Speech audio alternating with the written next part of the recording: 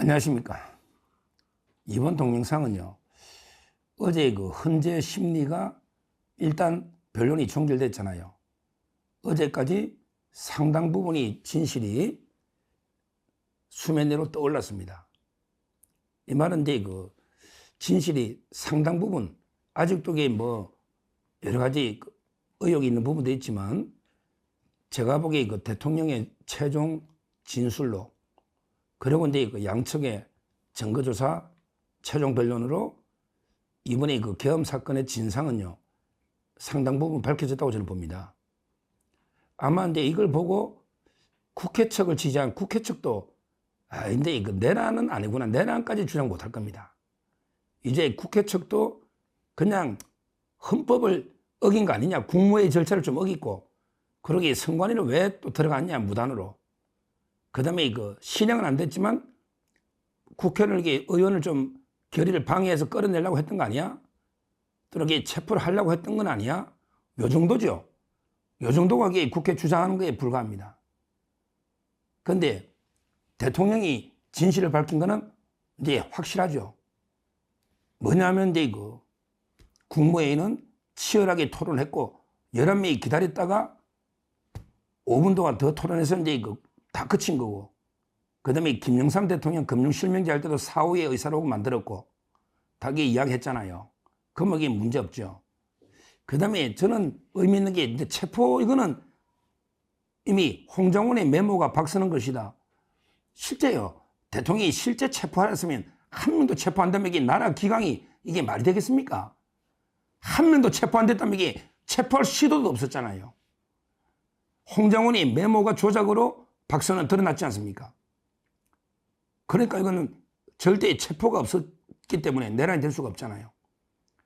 대통령 발언 중에 저는 더 의미 있는 게 과반수가 아직까지 의결 정족수가 안 찬 것 같으니까 끌어내라? 이게 이상하잖아요. 의결 정족수가 안 찬 것 같다? 그러면 이게 못 들어가게 막으라고 해야지. 의결 정족수가 넘었으면 끌어내야 되지만 의결 정족수가 안 찬 것 같은데 끌어내라, 이게 말이 안 되잖아.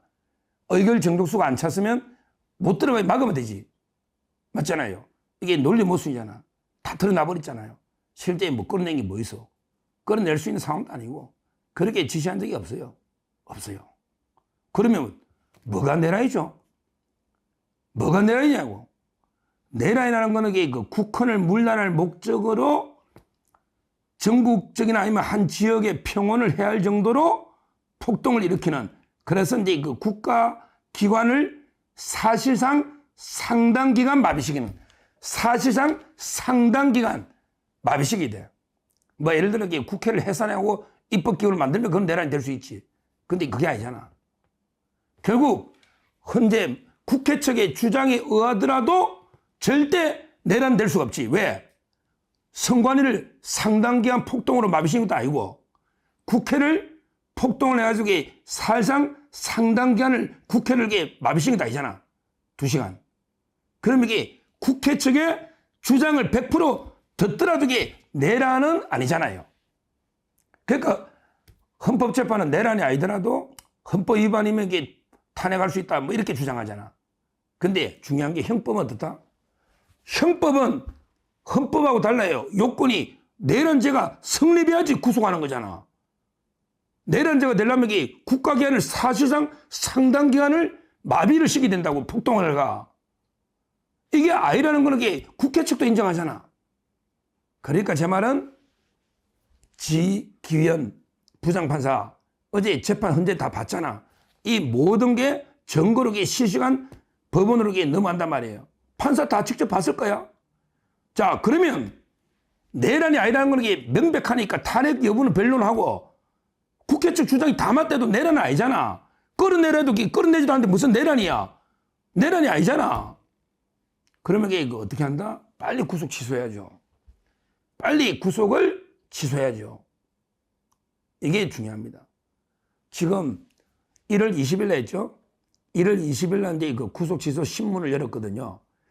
그런데 지귀현 부장판사가 재판부가 심사숙고를 해보겠다고 10일 내에 양측의 추가 의견서에서만 내라 했거든요. 그런데 바로 냈어요.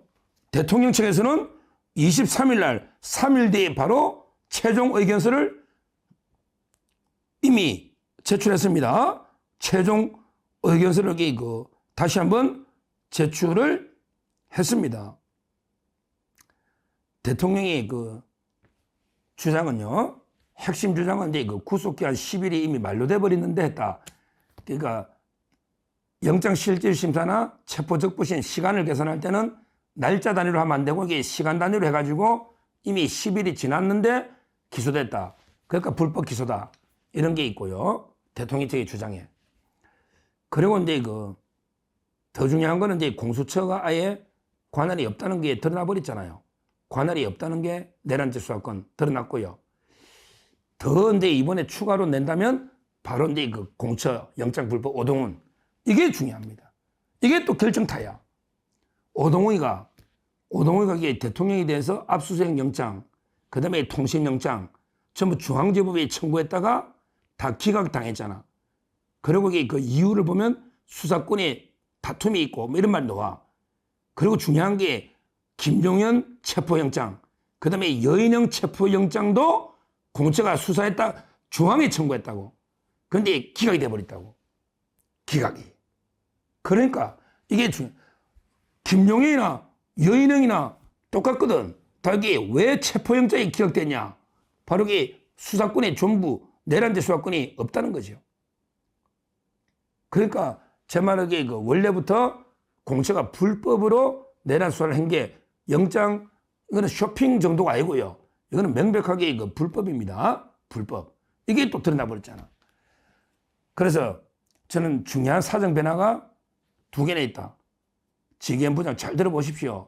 실질심사 25일 날 신문하고 나서 중요하게 사정 변화가 헌재에서 진실이 많이 밝혀졌는데 국회 측의 주장에 의하더라도 내란으로 도저히 볼 수 없다. 이미 모든 증거가 헌재에서 상당 부분 제시됐잖아. 근데 그걸 봐도 내란이라는 말 못해. 요거 하나 증거로 추가로 냈을 겁니다. 대통령 측에서. 그 다음에 더 중요한 거는 공수처가 온갖 불법을 자행해서 중앙지법의 영장이 다 기각됐다. 16건. 이거는 내란죄 수사권이 없다는 확실한 징표 아니냐. 그러니까 제 말은 빨리 구속 취소 하루라도 빨리 해야 돼. 굳이 10일까지 기다릴 필요 있냐. 이미 대통령 측은 최종 의견서를 냈고 검찰도 더 낼 게 뭐 있겠어요. 그렇다면 하루라도 빨리 당겨서 10일이라도 저는 빨리 결정해달라. 왜냐하면 나중에 엄청난 책임 소재가 문제될 수 있거든요. 문제될 수 있다고. 지금 법원도 난리잖아요. 실제 서울중앙지방법원장 김정중, 그 다음에 대법원의 법원행정처장 천대엽, 이 사람들도 공범으로 은폐 안 밝힌 거 아니냐.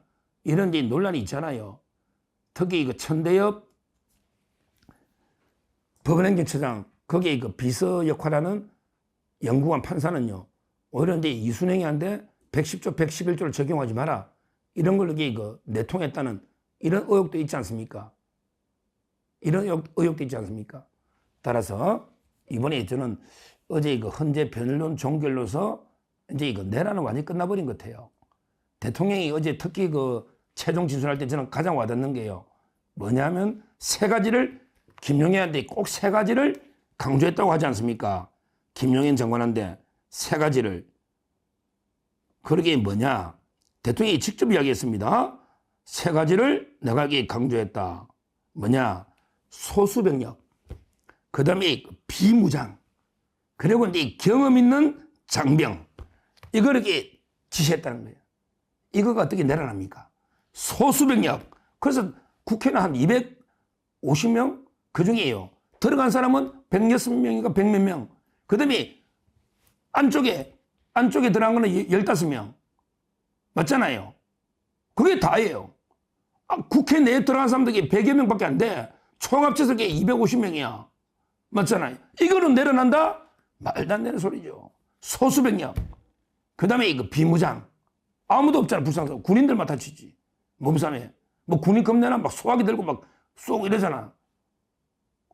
그 다음에 경험 있는 장병. 그러니까 일반 사병 빼고 부사관 위주로 경험 있는 장병. 왜? 불상사 생기면 안 되니까. 흥분하면 안 되잖아요. 요 세 가지가 대통령이 강조한 게 확실합니다. 이것만 봐도 이거 내라는 터무니없는 거예요. 터무니없는 거예요.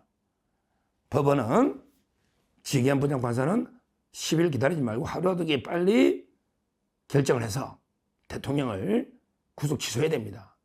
그것만이 법원이 조금이나마 책임을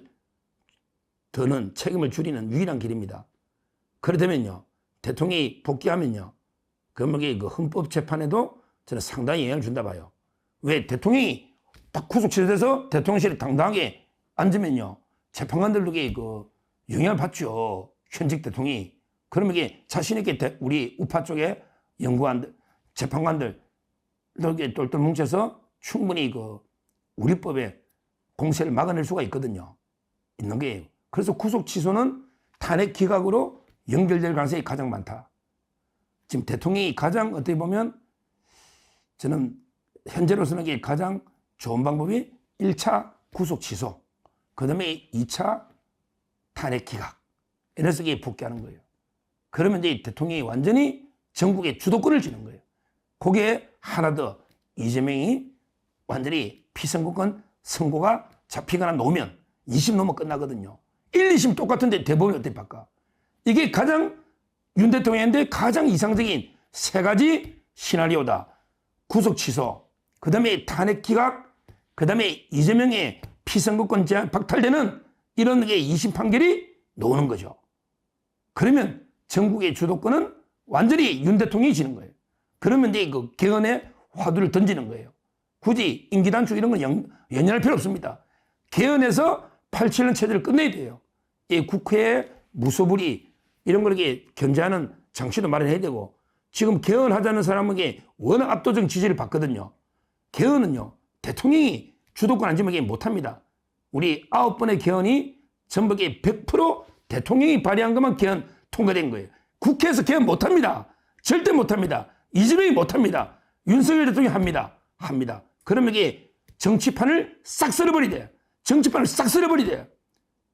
그거는 공무원도 마찬가지야. 배신을 밥 먹는 게 국수본 우종수부터 싹 다 바꿔야 돼요. 그거 다 바꿔야 돼요. 공무원들도. 이번에 보면 알잖아요. 누가 충신인지 배신자인지.